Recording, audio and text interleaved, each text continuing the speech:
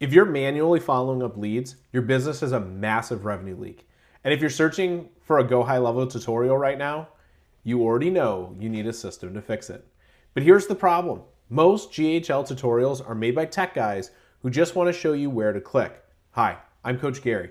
I build seven-figure sales strategies, and today I'm not just showing you software, I'm showing you how to build a fully automated high-ticket sales system architecture that follows up with your leads so you don't have to. Let's dive into the system. Before we build the automation, you need to understand the psychology.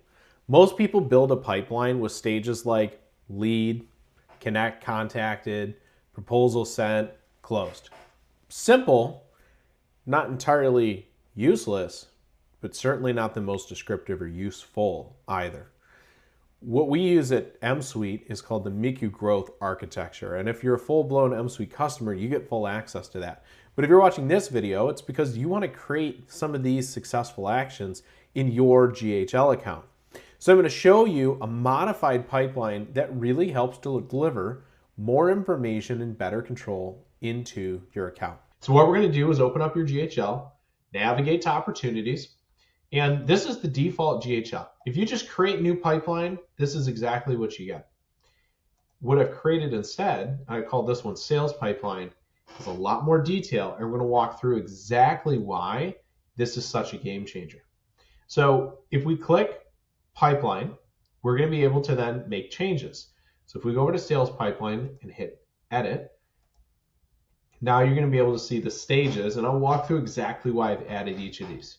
So same as with the default, new lead, right? Nothing to change there. That's a successful action. But then immediately in the default, it jumps to contacted. Well, there's a step between a new lead and someone we've made contact with, and I call that contact attempted. For example, you update a new list of leads, maybe prospects, maybe it's a list of leads you've purchased. It could be an inbound lead where someone submitted a form and they've not yet been reached out to. Well, we need to know the difference there between a new lead we've not attempted to reach, a new lead we've attempted to reach, and then a lead we've successfully contacted. So contact attempted is the key there. Now to add this, we just go to the right, we hit the blue button, add stage, and we can name it whatever we want it, right? Contact attempted. Now I'm going to delete this one out because we already have it here, but simply you would just drag it up to the proper area. So we'll go ahead and remove that. After contacted, the traditional one jumps to proposal sent. Now here I've called my proposal sent proposal or bid sent just to account for more scenarios, but I've also added two steps you'll notice, appointment set and appointment showed. Now why this is so important is once we've contacted someone, if we're driving them to an appointment, if we have a on-site inspection, a virtual appointment, a phone call, a Zoom meeting that we run, any number of those things, other than a pure SaaS or simple click and checkout feature, then we are going to have some sort of appointment. So let's track when those get set. And then separately, let's track that they showed up. And that is distinct from that we've sent the proposal or the bid because one, we may not do that until after the appointment because we've gathered that information. Think of a real estate agent or some other scenarios where you have to gather a bunch of information. Then once we have it, now we can submit a formal proposal. Also, not every appointment that shows will advance to a proposal. We do want to write everyone up with something, some sales material, a note. We want them to see rather than hear to believe. So send them something in writing every time anyways, but may not be that formal proposal. Now from there, I've kept it simple and we've moved straight to close one. There could be additional steps here too, and this is the beauty of customizing your pipeline. But closed one tells us, hey, we won the deal, moving on to the next steps. Lost is another that I've added that's not in the default pipeline. The reason we want to track lost is just because an opportunity was lost doesn't mean the contact is dead. So we want to track those separately. The other thing we can do with lost is we can follow them up with unique functions. We can use automations to drop them into maybe a drip campaign or a trickle marketing campaign. All of those things are extremely useful data points to us. And then lastly, and this is really a kicker, review received. I highly encourage you to add this stage to your pipeline. And what we're looking to do is not only did we win the deal, but did they then go and leave us a review? Reviews are very, very powerful social proof. I highly encourage you to have those. And with that, now your pipeline's customized to the point where it's a lot more useful than if we just had our standard GHL pipeline with 4 little stages.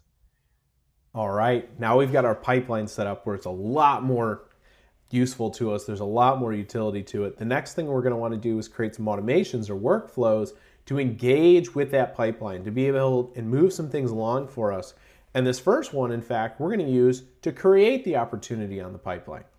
So let's go ahead and hit continue. Or if you've got existing workflows, you're going to hit create new workflow.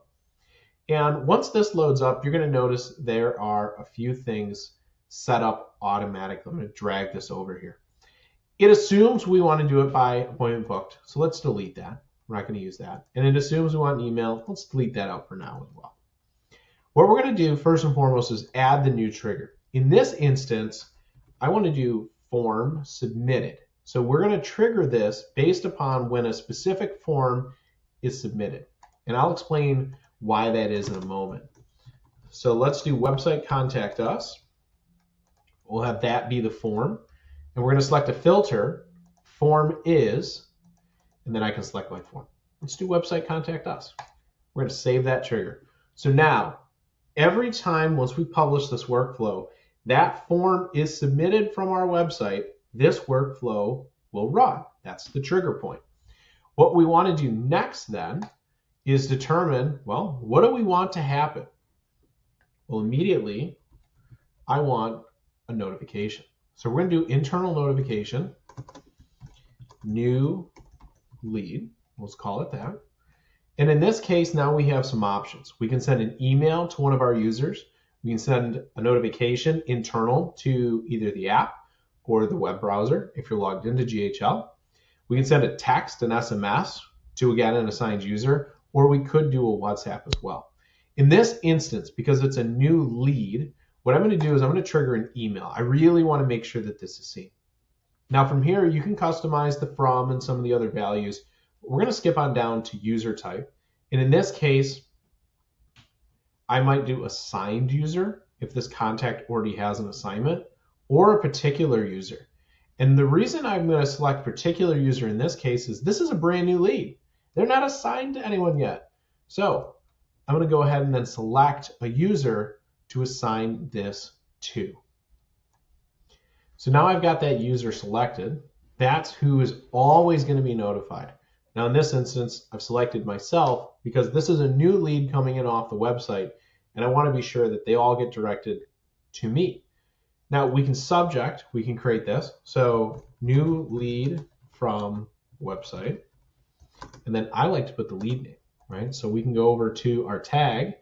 Let's select contact, and let's do full name, right? So I wanted to see, I've got a new lead, and here's their name. At a quick glance, I can recognize that.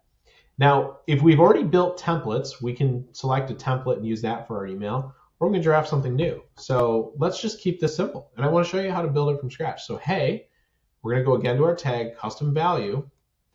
Then we're going to go to user and their name. So, hey Gary, you have a new lead. And now we can drop in some information, name, email, phone, best, the team, right? So again, when we click back up here for name, we're going to go back to these custom values. We're going to go back, not from user, we're going to go to contact, we're going to do name. Again, here, we're staying inside the contact, email, and again here, phone. Now, there's other fields we can pull in here, but let's keep it simple for now.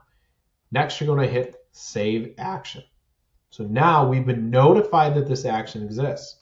Now, the other thing we may want to do is we may want to create an opportunity. So let's go ahead and create an opportunity. So we know that this is a web form someone submitted, and in this case, they want new information. So create opportunity. I'm going to put it into the pipeline we created, the one that's got more information to be able to track, not the default. And we can do the opportunity name as, and I like to do the contact name. So the opportunities and the contacts, they line up. If you see fit to do that differently, by all means, do that. The other piece, we're going to put them into a stage. New lead. Of course, I want them a new lead. Opportunity status. In this case, I want to mark it open. This is a new open opportunity. And we may do some other things as well, like source. Now, contact source automatically filled here. It's going to pull that contact. So if our web form fills in the contact source, it's going to pull that directly in. So let's go ahead and hit save right here. So now just to recap what we've done, instantaneously from when they submit the form, it's going to trigger this workflow. It's going to send a notification to our assigned user. In this case, I selected the user as a permanent, always to that person. And then it's going to create the opportunity. Well, that's all well and good, but what if we want to reach back out now to our individual that we've communicated with? Well, let's do that. We can send, in this case, I'll pick an email. We'll do send email.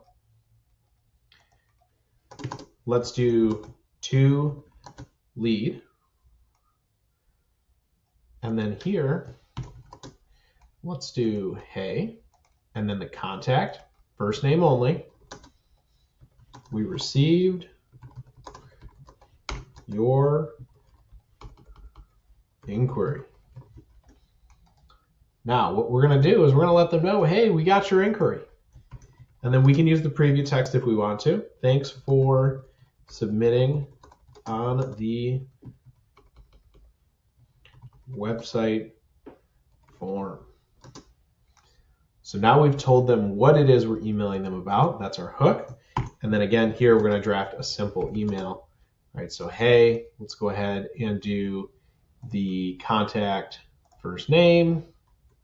And we'll keep this thing simple. Thanks for submitting. We'll call you soon. Now, this is something where you're going to want to customize this out much more. But we can then, now that we have a user assigned, we can go back and we can select the user and the user's name to send this from. We can also include other information, right? So if I want to give my direct email versus our notification email, and I can even give a phone number. So now they have more ways to get in touch with me. The other thing here is we haven't put any links in. So we don't really need link tracking. We don't really need UTMs here. And tags, you may want to tag, but this is pretty basic. So let's just save this one. So now we've emailed our lead. What's nice though is we want to build in a little bit of a safety. So let's do a wait. And this wait step, let's do 24 hours. And I like to do label all my waits so I know exactly how long they're for. Now we're going to carry on down and we are going to do another notification. But this one, now we're going to send it as a text. This is really important that we get it. We're going to send it to the assigned user, and then we can take the contact name, because we have it, has not been followed up. Call them ASAP. So now this is going to wait one day, and then it's going to send this notification. Now the way we've set this up, we're going to want to take them out of this workflow. Otherwise, we're going to get a bunch of these notifications we don't need. So there's a couple of things that we're going to do to really dial this workflow up. Number one, we're going to put a goal. Now the goal is going to say that we have done something to this contact to trigger the completion and really the removal from this workflow, right? So let's do added contact tag. And in this point, let's do contacted. Now, we would either have to manually or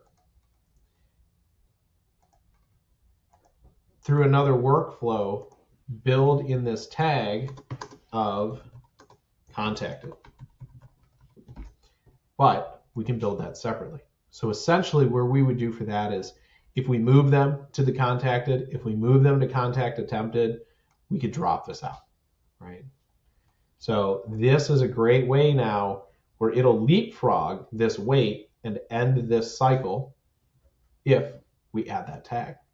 Now, one more thing here to really dress this up nicely is this workflow is going to trigger basically simultaneous to the lead submission. The submission is going to come in, the system is very quickly going to process all out and send it through. Well, if we send them an email instant, it doesn't feel very personal. So let's go ahead and make it a little more personal. Let's do a delay. And let's do a delay of 15 seconds. Now, we can do minutes, so we just need to run a quick calculator here, and that's going to help us factor what is 15 seconds here, right? So 15 over 60 is 0.25, right? Should have known that, right? A quarter of a minute, 15 seconds. We're going to do 0.25 minutes and hit save. And now, 15 seconds after they have submitted the form, they're going to get that email to the lead. Everything else to us fires instantaneously, gives us a 15-second head start, which doesn't sound like a lot, but I think it's a great, great touch. And this is superpower to make your automations and your pipelines way more efficient. So the next thing we can do is we have some other settings we can adjust. For this one, let's go ahead and hit publish and save. And now anyone that submits that form is automatically going to come in, notify us that it was submitted, who they are, create an opportunity for them, put them in as a new lead, wait 15 seconds, email them, letting them know that we're working on it.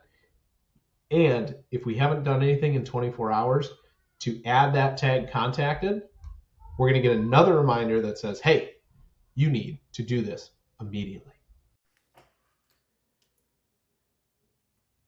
So that right there, that's the baseline.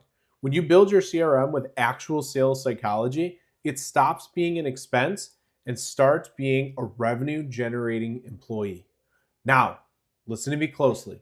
You can pause this video, open up GoHighLevel, and spend the next 20 hours trying to map out this logic. Write the text, build the pipelines, test the workflows yourself. Or if you don't have time to do all these customizations yourself, then you need M-Suite.